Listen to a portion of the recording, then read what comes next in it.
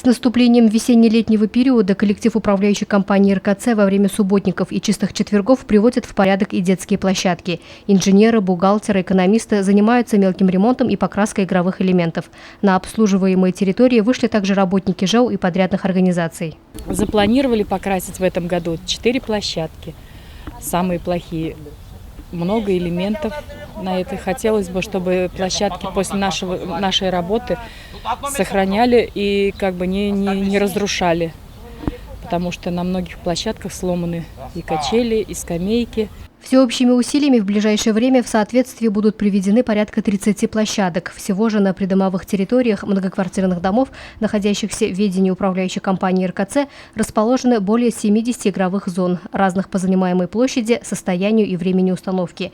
Часть из них была отремонтирована в прошлом году. Сейчас на детские площадки уже начали завозить песок.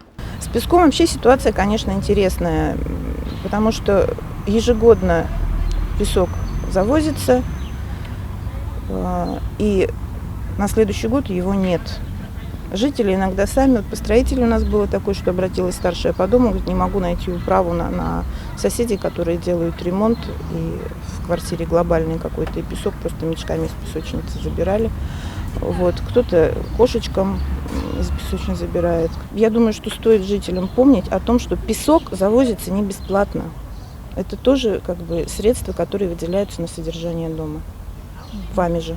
Вопрос замены старых игровых элементов не новый, звучит довольно часто. В первую очередь жителям многоэтажек необходимо уточнить, в чьем ведении находится территория площадки, города или это все же собственность жильцов многоквартирного дома.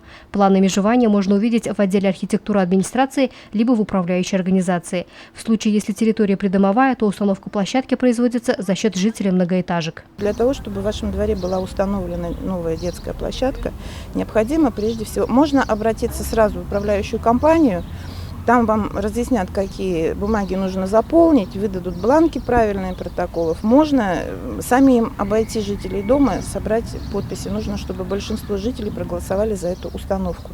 Бесплатно установка не делается. Горожанам уже давно нужно привыкнуть, что они собственники, хозяева своих придомовых территорий. И сейчас без их инициативы и желания ни одно дело не сдвинется с мертвой точки. Но нередко случается так, что даже заявку на ремонт и покраску игровых элементов бывает подать некому. Кстати, если у вас есть желание провести субботник в своем дворе, вы можете обратиться в управляющую компанию, краску и кисти вам выделят, да и с мелким ремонтом помогут. Луиза Мустафина, Радмир Сингулов, Любовь Карпова, телекомпания СТВ.